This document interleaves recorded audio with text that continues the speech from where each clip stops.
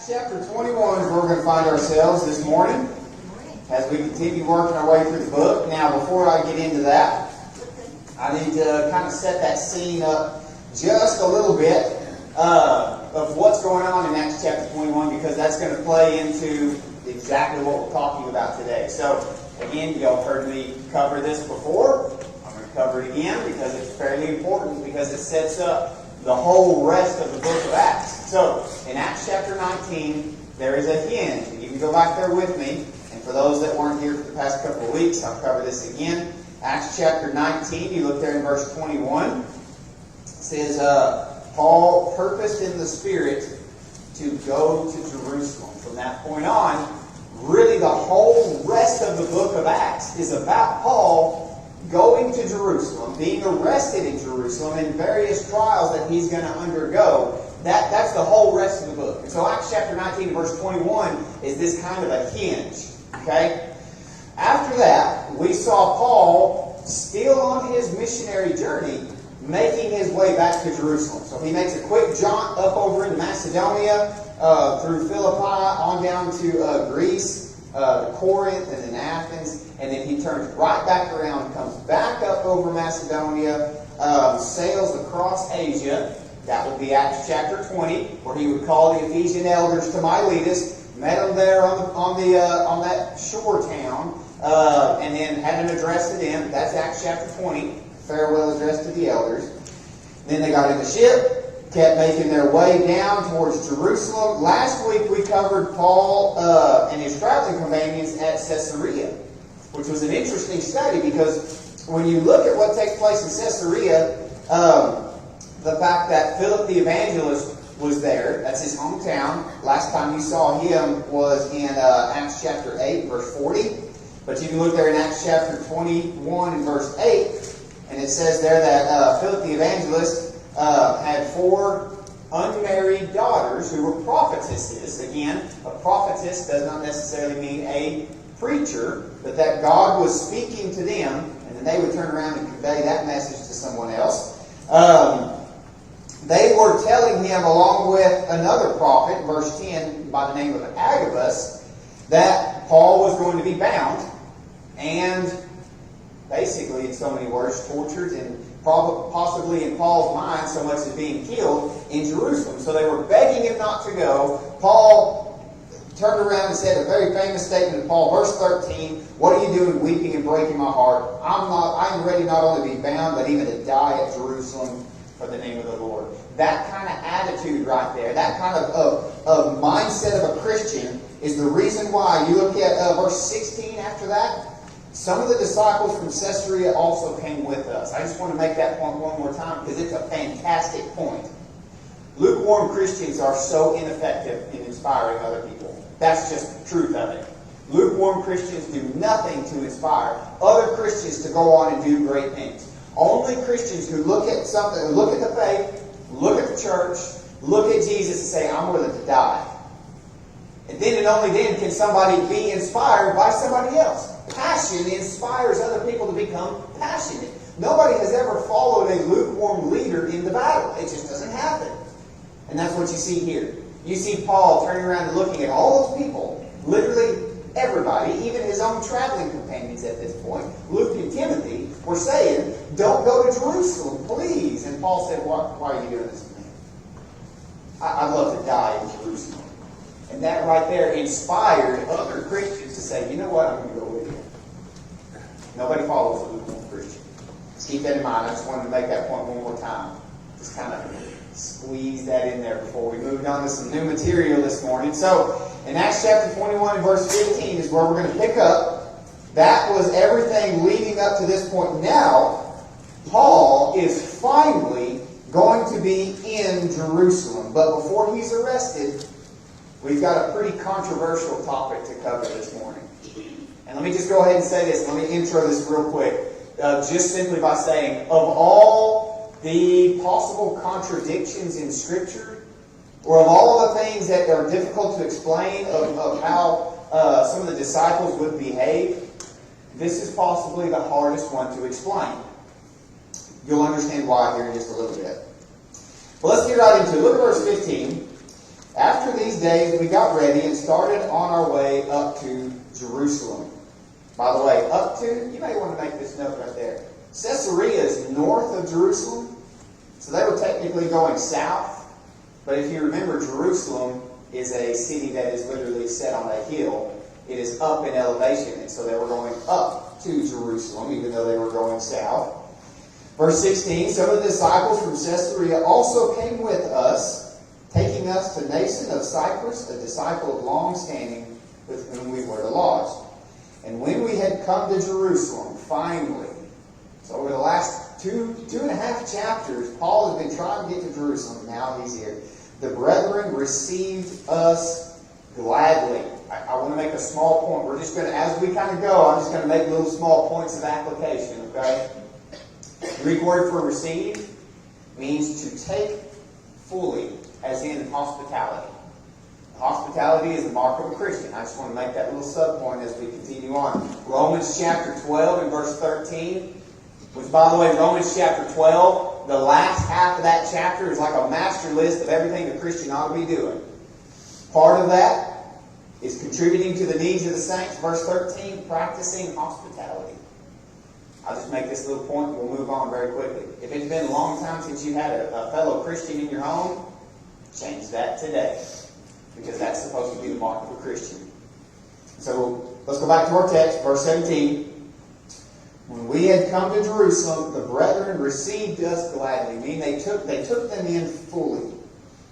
Verse 18. Now the following day Paul went in with us to James, and all the elders were present. That James right there is James, the brother of Jesus, who is the same James who more than likely wrote the book of James. I say more than likely because we don't know exactly who wrote the book of James, but more than likely it's James, the brother of Jesus. And James, this brother of Jesus, is an elder of the church at Jerusalem. And so that is who Paul and all of his traveling companions come to, is James, the brother of Jesus, who is an elder of the church at Jerusalem. Verse 19 says, after he had greeted them, he began to relate one by one the things which God had done among the Gentiles through his ministry. You may want to underline right there, the things which God had done, and cross-reference that with Acts chapter 14 and verse 27. Acts chapter 14 verse 27, it's the exact same thing. And this just shows the consistency in Paul's faith, and that when Paul, whenever he comes back from a missionary journey, back from doing the work of the church, he never comes back and says, look at the things that I've done. He comes back and the first thing he tells the brethren there at the church in Jerusalem, it says, look at the things that God has done. He says the exact same thing in Acts 14:27. It's when he comes back from his first missionary journey. And it says, when they had arrived and gathered the church together, they began to report all the things that God had done with him and how he had opened a door of faith to the Gentiles. So it's the same thing. Paul's consistent in his faith and his humility. And the fact that when he comes back from doing these great things, and after all, this is the Apostle Paul we're talking about. If anybody had the reputation or the authority to come back and say, look what I did, you'd think it'd be the Apostle Paul. But nowhere does he use a pronoun such as I or me. He uses, look at what God has done. Now, that's the focus. Let's take some application away from that just real quick. That still should be the focus still to this day. It should never be, look what I've done. It should never be, look at what the ladies have done. It should never be, look at what the men of the congregation did. It should always be, look what God did. Because even though God is not working in the church miraculously anymore, He still works nonetheless. Philippians chapter 2 and verse 13. For it is His good will to work in you. I love Philippians 2:13, by the way. And I love Philippians 2:12 right before it. Work out your salvation with fear and trembling. For it is God who is at work in you, both to will and to work for His good pleasure. And so it's still to this day, it's still God who's doing the work. And so go back to the passage. Paul puts the emphasis where it belongs. Acts chapter 21 and verse 19. After he had greeted them, he began to relate one by one. So he was going through it meticulously. Talking about every little thing that God had done for them, for the Gentiles, among the Gentiles, through His ministry. Verse 20 says, when they heard it, they began glorifying God. First of all, amen, right? You bet. That's fantastic. Paul comes back and starts talking about all the miracles that they had performed. All the people who've been baptized. All these great and awesome things. And they began to glorify God. Again, you take that back still to this day. All the things that done. Look at how many kids that we provided school supplies to. Praise be to God. Look at how many people we fed at the pancake supper. Praise be to God. Look at how many souls have been baptized over the past few months, past few years. Praise be to God. That's where the focus should be. Not just the same side of the Church of Christ, not to us, but to God. I pray every day, especially on Sundays and Wednesdays when I'm about to get up and teach, that I can set my pride aside and that the glory can go where it truly belongs, and that is to God. And that's what we see right here. The sad part about that is it doesn't last very long. Go back to verse 20. When they heard it, the they, keep the they in mind. Who's the they? Who's Paul speaking to right here? Who what? The church of Jerusalem. More specifically, who is the church of Jerusalem? The elders of the church at Jerusalem. So we're talking to the leadership of the church there. Elders, divinely authorized by God to be the leaders of the congregation. And so he's speaking specifically to those elders. And they began glorifying God. I wish for the next several passages you had this great doxology from the elders at Jerusalem of just praising God, of just lifting His name up, of just going on and on about the great and awesome things that God has done. I wish we had it. But we don't. You know what we have instead? We have a very small little snippet right there in verse 20 that says, they began glorifying God. That's it. That's all you got. But what you got is a large section of text, many verses to follow after that, where James and the rest of the eldership at Jerusalem say, you know what, Paul, that's some good things you're doing. That's great and all. I'm glad your ministry to the Gentiles is going really well. But you know what, Paul? We've got a problem. We've got issues. And this sounds very similar, by the way, to when Paul came back from his first missionary journey, doesn't it? Take your mind back to Acts chapter 14. And if you'd like to, you can flip over there real quick. In Acts chapter 14 and in verse 27, because the two mirror each other very well. Paul comes back from his first, not his second or third, his first ever missionary journey. Do you think he's excited? Yeah, you bet. You think the other people that are excited are there that are excited? Absolutely. And they come back and they start relaying all the things that had happened. And Paul was probably going into detail about every little miracle and every single person that was baptized. And the church at Antioch said, oh, that's great, Paul.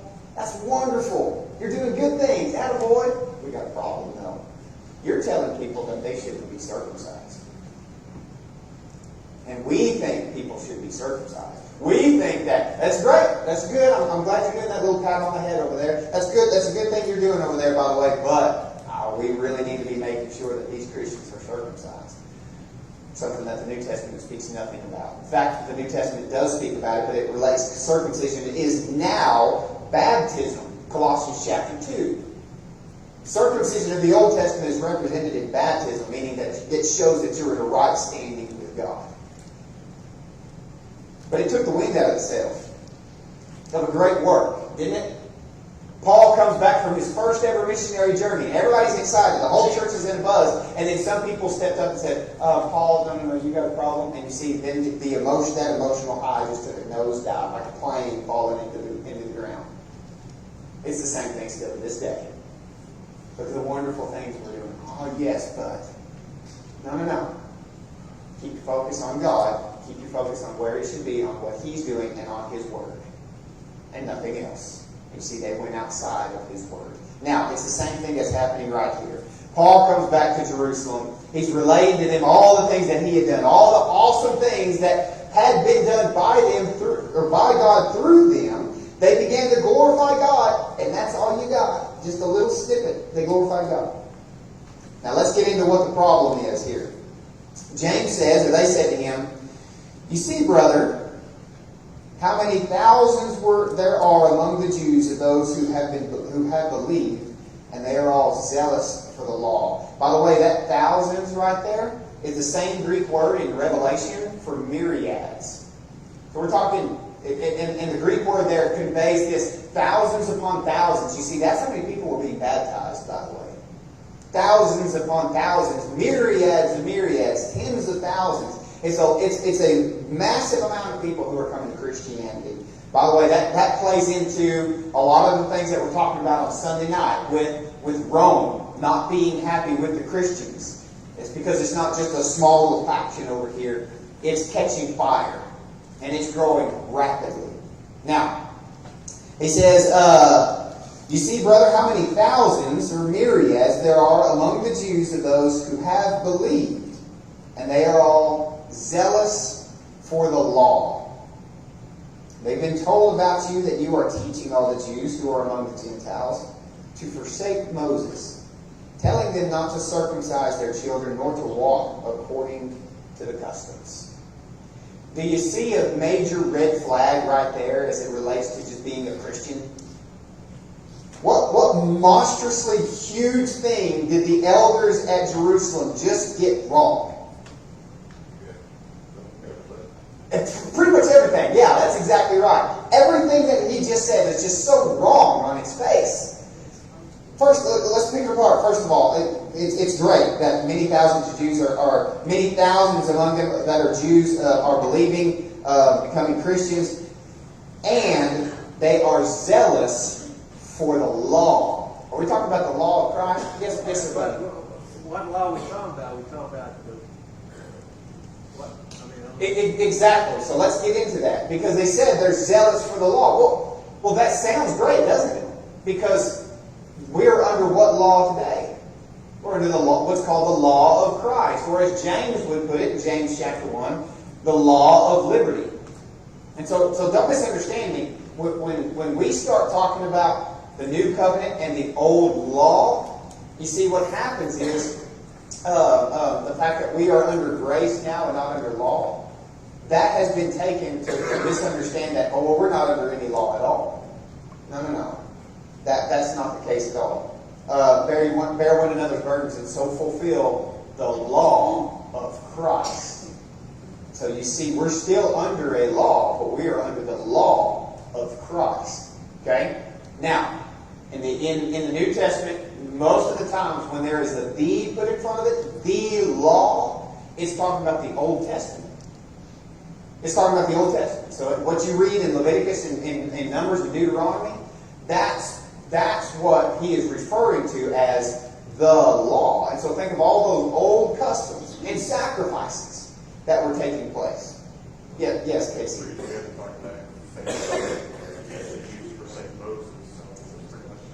Yes, that's exactly right. Verse 21 is an explanation, buddy, of what the law is when he's speaking of the law. Let's read verse 21. Thank you, Casey. They've been told about you. Pause for just a second. Isn't gossip in the church just the worst thing ever? You know, there's a reason why God would say that He hates certain sins. He hates them. It's not that one sin is necessarily greater than the other. We understand that. But you see, there are sins that God hates worse.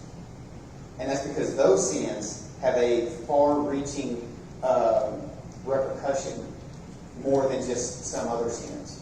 Some sins like divorce or lying has repercussions for multiple generations. And that's why in the book of Malachi it says God hates divorce. It's because He hates something that's going to be so devastating for not just the person who sinned, but for many, many, many people. And it's the same thing with gossip. Yes, sir?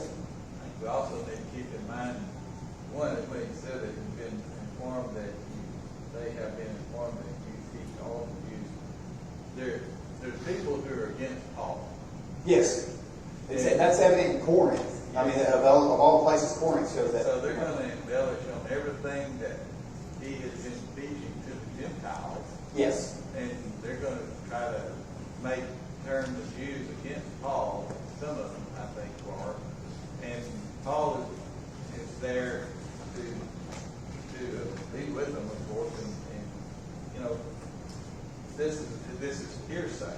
Yes. It's basically what it is. It says, here's what we're going to have to do.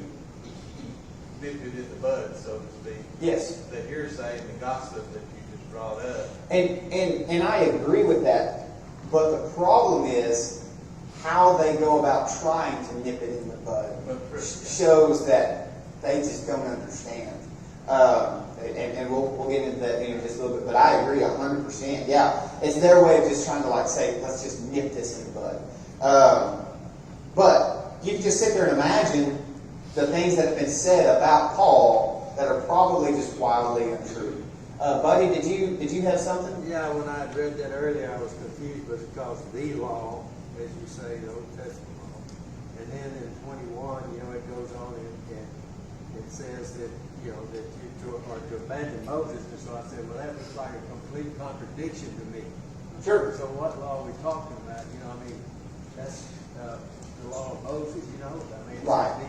So that looked like a contradiction to me, and I was having a hard time understanding that. Right. And that is kind of hard sometimes to understand because, we're still under the law, and in multiple places in the New Testament, it speaks of, calls the new law, the new covenant, the New Testament, the law of liberty, or the law of Christ. But then he's talking about zealous for the law. Well, to a Christian, that sounds great, right? If that's all you read right there, it's like zealous for the law. Fantastic. That's awesome. Well, when we baptize somebody, I would love for you to be zealous for the law, meaning overly passionate and wanting the New Testament law all the time. That's a great thing. But then you read on in verse 21, as Buddy just said, they've been told about you that you are teaching all the Jews who are among the Gentiles. And by the way, there is neither Jew nor Gentile now, is there? There's just Christian. That you are teaching all the Jews who are among the Gentiles to forsake Moses. Moses, anytime Moses is referenced in context like this, he's talking about the teachings of Moses. Talking about the Old Testament covenant is what he's talking about. The Old Covenant. Telling them not to circumcise their children, nor to walk according to their customs.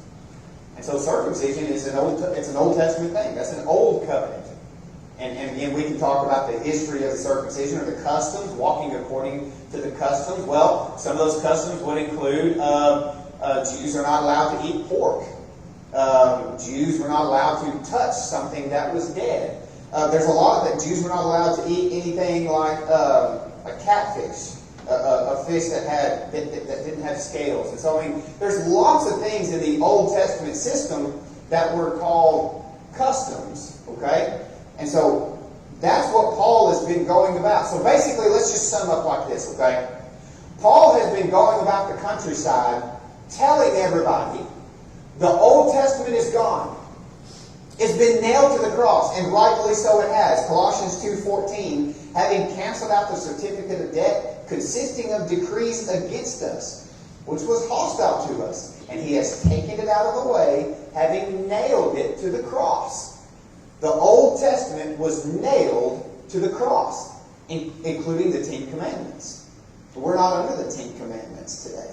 We're not under the old law. And so Paul was going about the countryside telling everybody, we're not under this old law anymore. We're under the new law, the law of Christ. Yes, sir? Well, without the transfiguration, whenever they were like, we should be tabernacles for Elijah and those, and God came and said, this is my little son. This is my son, my little, please hear him. Hear him. From now on. That's exactly right. Which represented the law and the prophets, didn't it? And so the law and the prophets, those things have been nailed to the cross. Not that we can't learn from those things. The book of Romans tells us that the old law is a tutor which leads us to Christ. And so the Old Testament is done. It's nailed to the cross. It's been taken out of the way.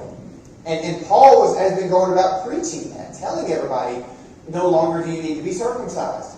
Just be baptized. He went about going telling everybody, you don't need to observe these feasts and festivals and all of these old customs. And you can have bacon now. Going about the countryside and telling everybody all these things. Well, now he comes back to Jerusalem and the elders pull him aside and say, hey, you're doing good things and all. But you shouldn't have been telling people that.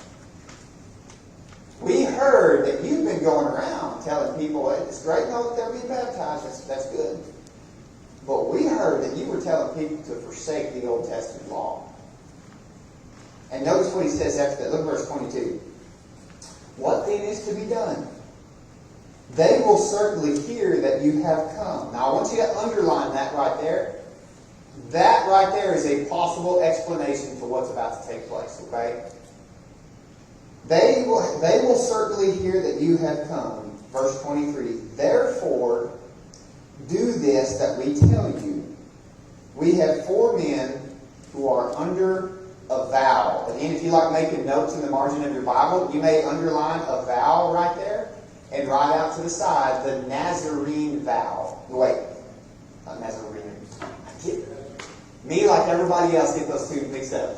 Jesus was from Nazarene, was a Nazarene from Nazareth. This is the Nazarite vow. 2 completely different things. I know they sound almost exactly identical. 2 completely different things. Nazareth was an area.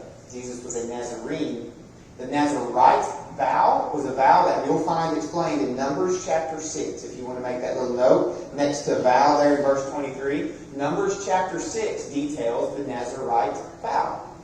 Does anybody know a famous person who was under the Nazarite vow? Samson. Extremely strong. That's exactly right. He had the long hair. Everything that goes into that is bound up there in Numbers chapter 6. Thank you, Charles. So yes, that's the vow that we're talking about. Okay, so now look what the elders tell Paul to do. Look at verse 24. Take them and purify yourself along with them. Is a Nazarite vow something we do in the New Testament? No. Pay their expenses in order that they may shave their heads, and all will know that there is nothing to the things which they have been told about you, but that you yourself walk orderly, keeping the law. But concerning the Gentiles who have believed, we wrote, having decided that they should abstain from meat sacrificed to idols, and from blood, and from what is strangled, and from fornication. And Paul took them in, and the next day, purifying himself. Notice this verse 26 is quite the problem too. Then Paul took them in, and the next day, purifying himself along with them, went into the temple, giving notice of the completion of the days of purification, until the sacrifice was offered for each one of them, including who? Paul. Paul had a sacrifice offered for him. What's wrong with that? What do you see wrong with that? There we have but one sacrifice, don't we? That's done. The one true, perfect, pure sacrifice has come. And so we don't need the blood of bulls and goats anymore. And yet what do you see Paul here having given for him? It's a sacrifice. Gene, what did you have? I'm not disagreeing with anything you said, but we need to put ourselves in Paul's shoes there. Yes. And the Jews, because this is something brand new. They've lived this way for thousands of years. Right. It's been their custom and their laws, and all of a sudden it's changing, and it's hard for them to change over. You know, this is kind of a transition period for them. Not that it's okay.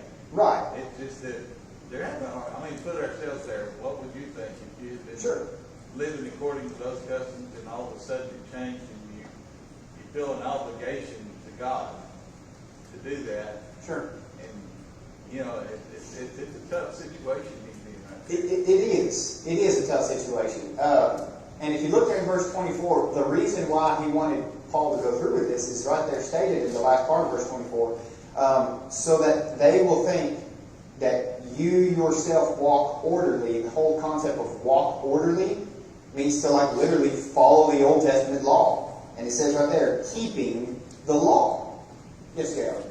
Paul said that he became whoever he needed to be at the time that he was leading people and preaching. I'll become all things to all men. Yeah. All men. That's the point right there. He becomes where he needs to be to get over.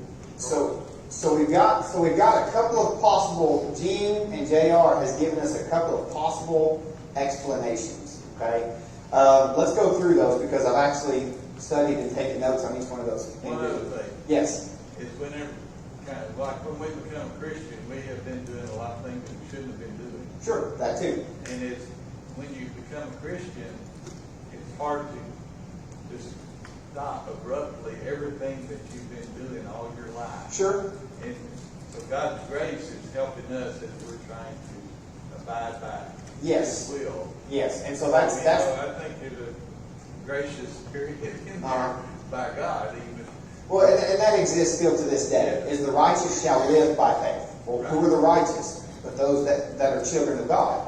The righteous shall live by faith is the righteous are people who have been baptized into Christ, are now children of His, and shall live by faith. Well, faith is not one of those things that you either have or don't have it. You can have a lot of it, or you can have a little of it. Well, when you're first baptized, when you first become a child of God, you just got like a little bit of faith. And you try to live by that faith. Well, if you live by such little faith, you're going to make mistakes. Your faithfulness is going to wane and wax. Your dedication to Scripture and prayer and things like that is going to go from, you're going to have highs and lows, and there's some things that you're not going to understand. And so as you grow in faith, you grow in your walk with God, but did you grow in righteousness? You grow in faith, can you grow in righteousness? Let's go. Huh? Let's go. Well, you're either righteous or not. And you see it's grace that covers you and makes you righteous. And so yes, absolutely, 100%. I just wanted to kind of explain a little bit what you were talking about. So it could possibly be that too. Let's get into that, and let's think about Gene's. Yes, buddy. In 26 there, where Paul says, then Paul took along the men, and the next day after purifying himself together with them. What's he talked about as far as purifying himself? That's part of the vow. Part of the Nazirite vow was this process of purification. What did they do? What did they do for vow? They take the vow. Is that purifying themselves? No, the part of purification is towards the end of the vow, and that's the whole general concept of taking that vow is to become purified and consecrated before God. Numbers chapter 6 details the Nazirite vow. And so I would encourage you to go to read Numbers chapter 6 later on today or tonight. And then that would kind of give you a good understanding of what the Nazirite vow was. But yes, it is a purification is a part of it. It's what they would do at the end of the vow, along with shaving their head. Now there's a problem there too. I wasn't going to cover this, but cat's out of the bag. According to the Nazirite vow, they would cut their hair, not shave their head. And so there are some people who say this isn't talking about the Nazirite vow. It's talking about some other vow. Well, if that's the case, still, nowhere in the New Testament is it found. Nowhere in the New Testament do we see offering other types of sacrifices. Okay, so either way, even if it's like a completely different type of vow, it's not in the New Testament system of worship.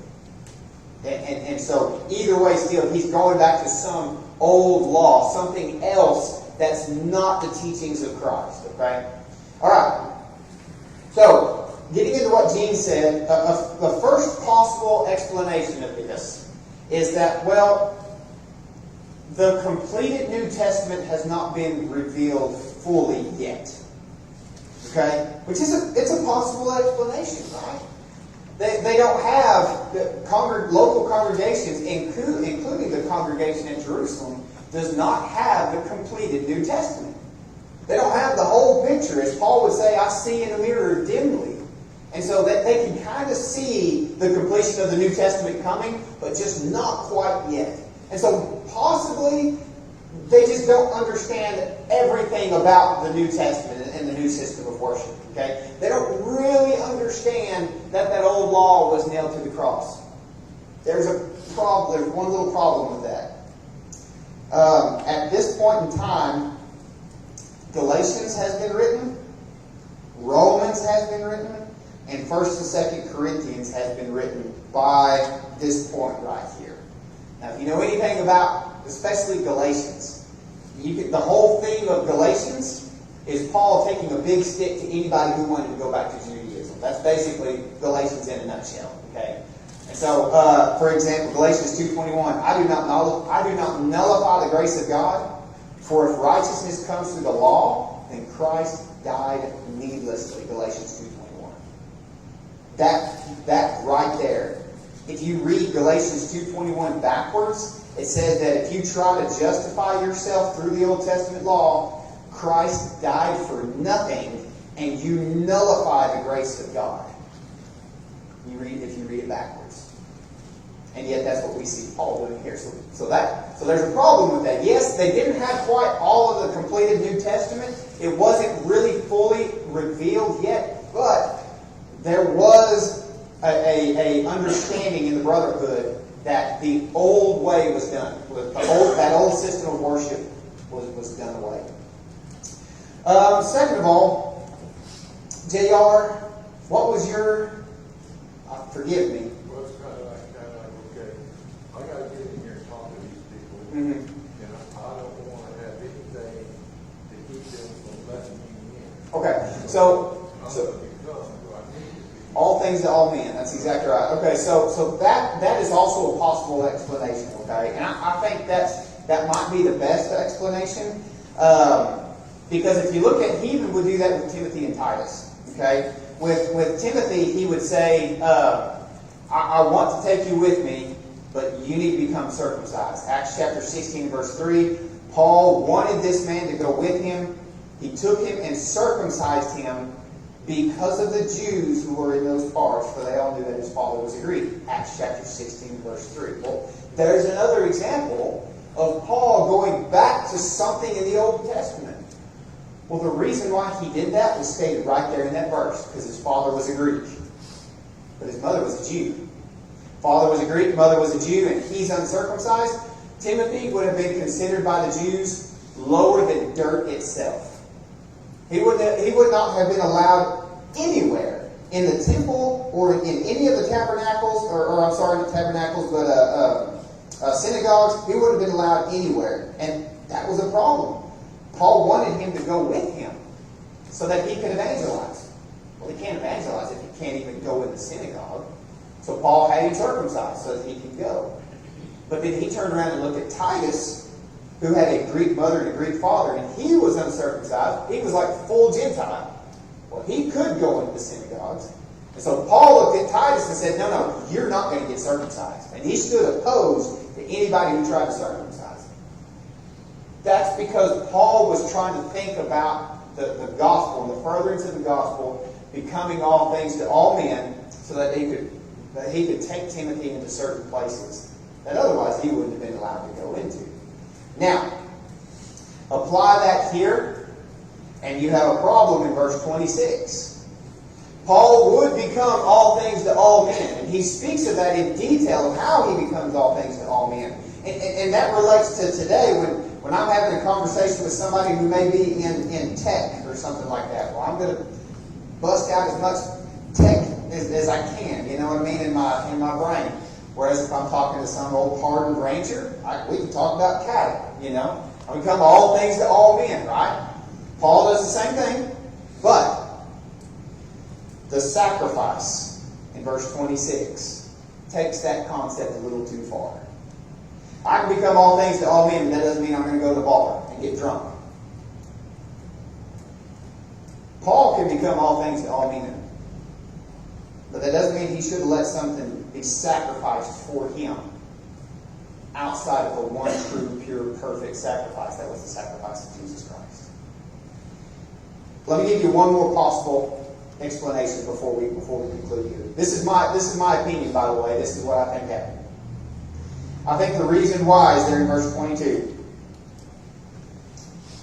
What then is to be done? They will certainly hear that you have come. What's been the lead up to this point? What has the Holy Spirit been telling prophets and prophetesses and people in neighboring congregations? What has the Holy Spirit been telling people? What is waiting for Paul when he gets to Jerusalem? What's waiting for him there? Problems. Bonds and afflictions. That's right. And as far as Paul knows, he's going to die in Jerusalem because that's where his Lord died, from the same people in the same place, right? Verse 22 says, they will certainly hear that you have come. And also, if you look there in verse 24, the reason why they wanted to do that is so that they will think that there is nothing to the things which they've been told about you. I think Paul and the elders at the church in Jerusalem were trying to just make it look like Paul was just a Jew and maybe avoid some of the conflict because of it. But it was inevitable. I mean, it didn't work at all. In fact, if you look literally in the next verse, verse 27, when the 7 days were almost over, so he's not even through with the vow that he was going to take back in verse 23. When the 7 days were almost over, the Jews from Asia, upon seeing him in the temple, began to stir up all the multitudes, and they laid hands on him. And from that point in time, verse 27 and on, for the whole rest of the chapter, Paul's going to have hands on him from somebody. And so, I think, this is just my opinion, is that Paul and the Jerusalem elders had a moment of weakness and did something that they probably shouldn't have done. And that is to try to cloak Paul into being a card-carrying Jew so that they could avoid some conflict. Yes? It could have been a mistake. Do what? It could have been just a mistake. And that's the thing. And that's something we have to understand in Scripture. Is just because somebody does something in the Bible doesn't mean that they were wholly inspired to do it. I've heard preachers use the argument between Paul and Barnabas to show that it's okay to have arguments between Christians in the church. Just because Paul and Barnabas had an argument, a fight in the brotherhood, doesn't give us the divine authorization to fight with each other and argue with each other. I think Paul and Barnabas made a mistake. And it was just detailed in the book of Acts. And I think it's the same thing here. I think they made a mistake. That's my humble opinion, by the way. You can't say that necessarily in Scripture. But it is a possible explanation. Yes, ma'am. But Paul was just a man and was also a sinner, like all of us. That's right. Chief and foremost, as he would say. So yes, that's exactly right. Yes. And it just shows you they went through all this here, and the next right after it, what the Holy Spirit said was going to happen. That's exactly right. Yeah. It's amazing how when God says something's going to happen, it's going to happen. Yeah. That's exactly right. All right. We'll conclude there this morning. It's a very difficult part of Scripture to explain, but there are some basic things that we know and understand. That old law is gone. It's been nailed to the cross, including the Ten Commandments. Everything that's in that old law no longer binds us to this day. It was the same thing right here in this story. And God is to be glorified in everything because what God said was going to happen ended up happening anyways. All right. Thank y'all so much for listening. That concludes our lesson this morning.